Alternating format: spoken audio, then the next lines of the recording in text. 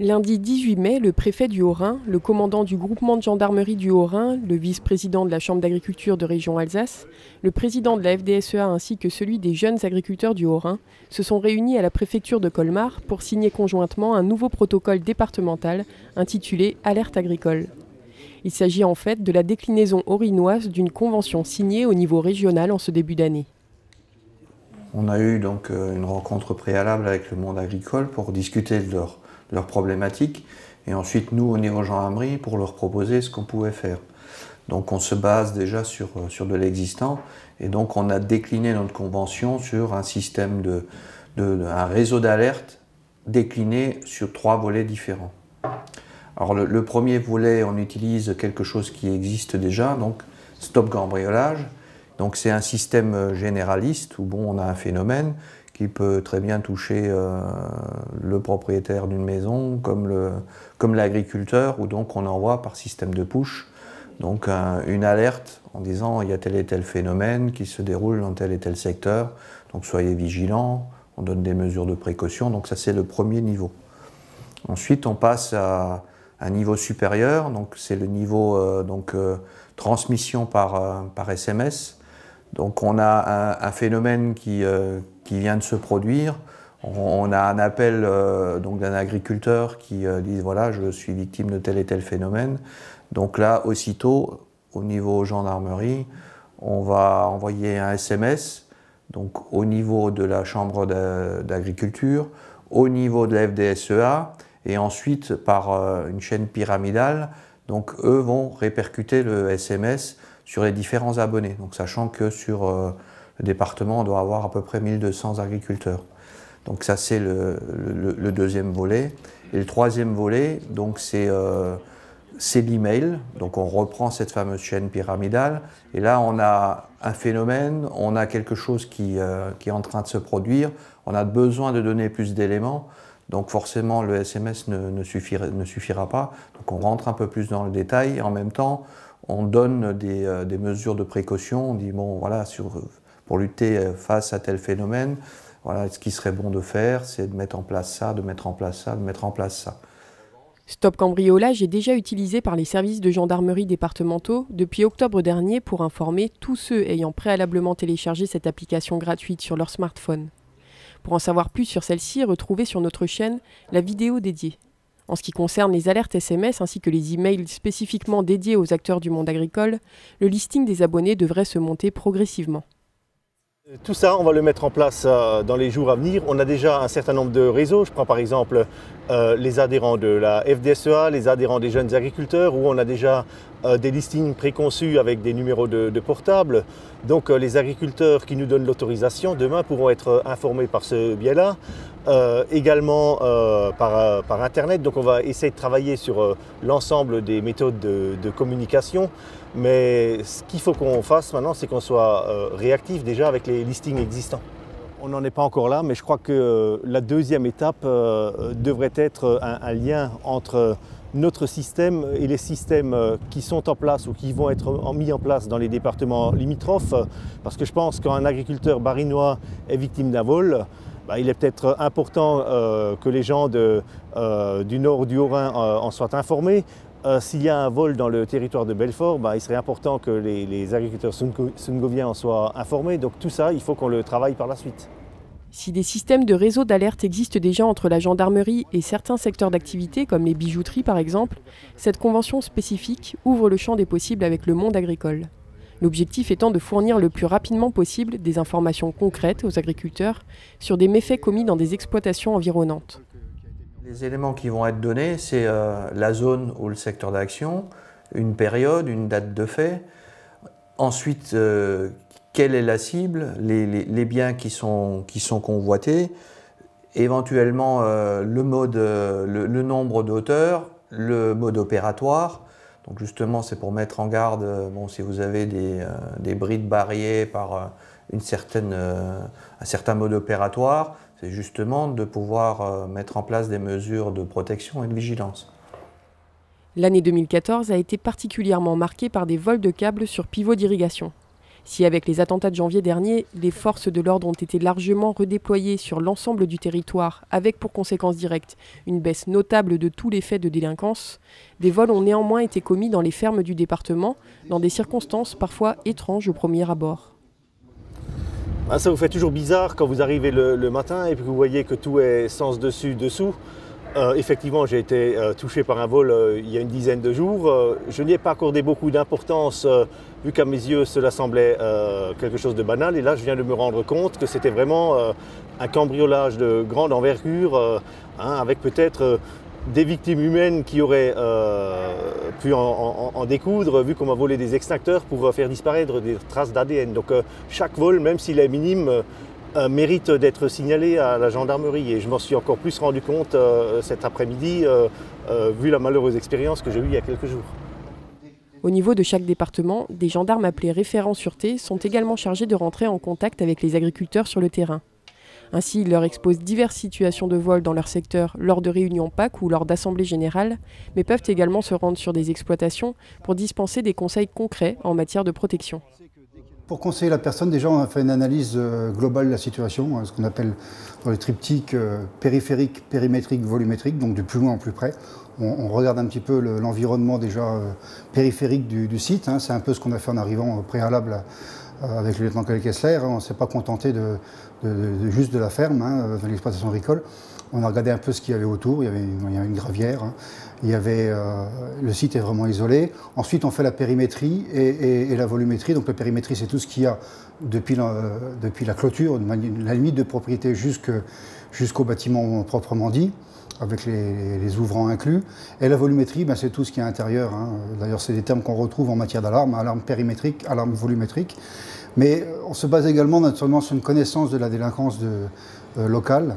Donc on se renseigne auparavant sur les faits de délinquance qui sont produits sur le site ou dans les environs, et sur la manière de procéder des auteurs des différents faits.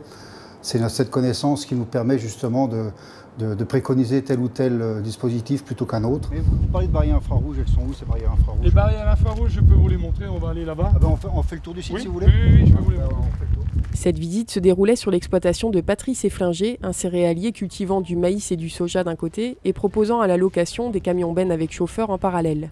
Cet agriculteur a déjà essuyé 4 vols de câbles sur pivot d'irrigation, entraînant 1 500 € de franchise chacun, ainsi que des vols de carburant au niveau de ses camions. Il a du coup décidé d'agir en investissant massivement dans divers matériels de protection.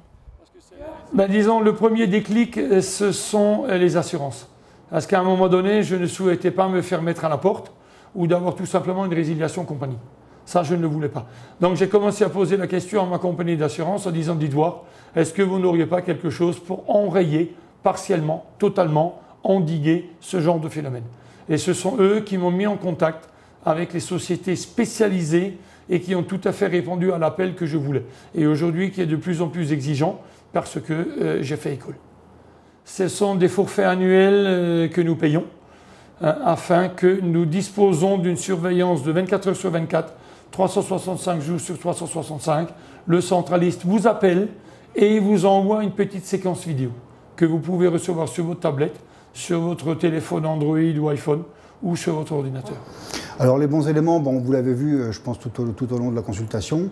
La mise en place, à la place d'une clôture classique, la mise en place d'une barrière infrarouge, de la vidéo de bonne qualité, bien pensée, des projecteurs qui sont allumés la nuit, avec le petit bémol qu'on préférerait éventuellement avoir des projecteurs à détection de présence qui permettraient effectivement de mettre en malaise, on va dire, la personne qui s'approcherait au moment du site. Des alarmes bien pensées également, quoique absentes dans certains bureaux, notamment les ateliers qu'on a vus qui contiennent malgré tout du matériel important, tels que des appareils à souder, des chalumeaux, des choses donc très importantes pour nous, forces de sécurité, parce que vous savez bien que quand on dérobe ce genre de matériel, c'est rarement anodin. C'est souvent pour par la suite commettre des défaits peut-être encore plus graves. Donc c'est des genres de choses sur lesquelles on va apporter une attention particulière. Donc en préconisation, je vais préconiser de mettre en place des portes sectionnelles sur les ateliers qui restaient encore ouverts et de mettre des sabots de fixation de ces portes sectionnelles pour, encore une fois, mettre le plus d'obstacles possible entre comment dirais-je, l'arrivée du site et puis la cible vraiment qu'on veut voler, alors, en l'occurrence le matériel qui se trouve dans les ateliers. La localisation de l'exploitation participe à sa vulnérabilité.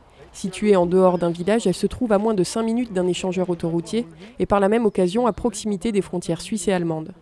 Et en ce qui concerne les pivots d'irrigation situés dans les champs, ils étaient de fait loin de leur surveillance directe au départ.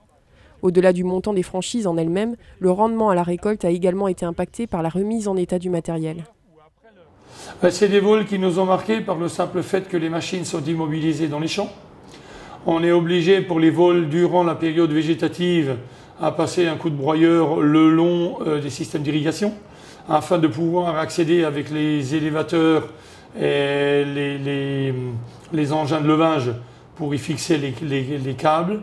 Donc voilà, il y a quand même un préjudice sur le végétal, il y a un préjudice sur les temps d'irrigation, sur les tours d'eau qu'on perd, à condition que notre fournisseur soit fourni et approvisionné en câbles électriques. Confronté à une rupture de stock de 2 semaines, il a dû faire avec au minimum 2 tours et demi d'eau en moins. Du coup, pour pouvoir protéger ce matériel spécifique, il a commencé par le laisser sous tension toute l'année en contractant auprès d'EDF un forfait bleu pour la période hivernale. On est équipé de systèmes de contrôleurs de tension. Donc en permanence, on a la tension électrique sur l'installation d'irrigation et s'il y a rupture par fermeture de disjoncteur, par ouverture d'armoire, par débranchement de câbles électriques au sol pour rampe frontale, on est immédiatement averti par appel téléphonique. Je dis bien appel téléphonique et pas SMS. Mon premier système était par un SMS. Donc le vol a eu lieu à 23 h et j'ai vu mon SMS quand je me suis levé à 6 h 30. C'est très sympa. J'étais averti, c'est clair. Mais je l'ai constaté qu'au petit matin. Et là, c'était trop tard.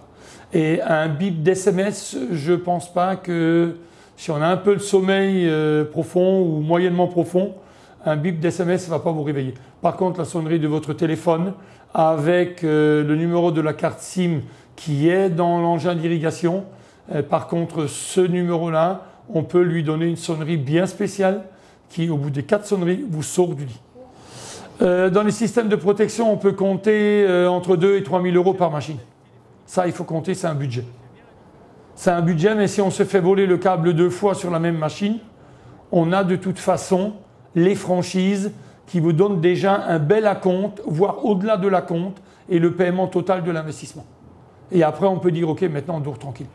On dort tranquille, on se fait réveiller, il faut sortir, certes, mais on n'a pas ces expertises, on n'a pas ces remplacements, on n'a pas du végétal qui est en train de crever de soif en dessous, ou on n'a pas la machine qui est en souffrance et carrément en vrac dans le champ parce qu'on vous a tout enlevé. Ces systèmes de protection ont d'ores et déjà prouvé leur efficacité, dans la mesure où ils ont permis de mettre en échec par 2 fois des voleurs en pleine action.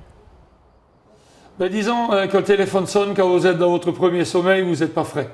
Vous n'êtes pas frais, vous n'êtes pas fier, vous n'êtes pas vaillant. Mais après, c'est un état psychologique, il faut se remettre immédiatement sur les rails.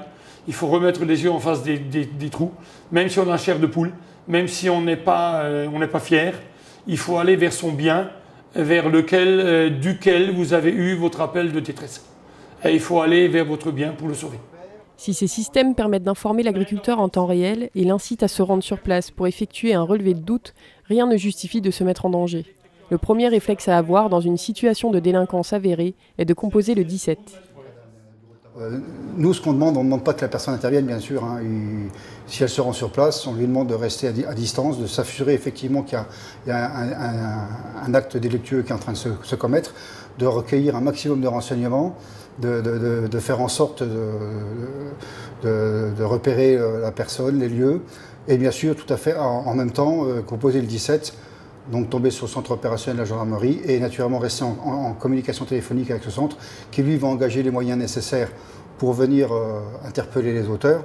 Pas forcément la brigade la plus proche, mais disons la plus à même à intervenir. Comme je disais tout à l'heure, ça peut très bien être le peloton de surveillance d'intervention, une patrouille de motards par exemple qui passe par là un peu plus proche que la brigade territoriale compétente. Et voilà, et nous guider sur le terrain. Et voilà, et on ne nous demande pas du tout d'intervenir à notre place. Il faut même éviter justement que cette personne intervienne et nous laisser faire notre travail d'interpellation.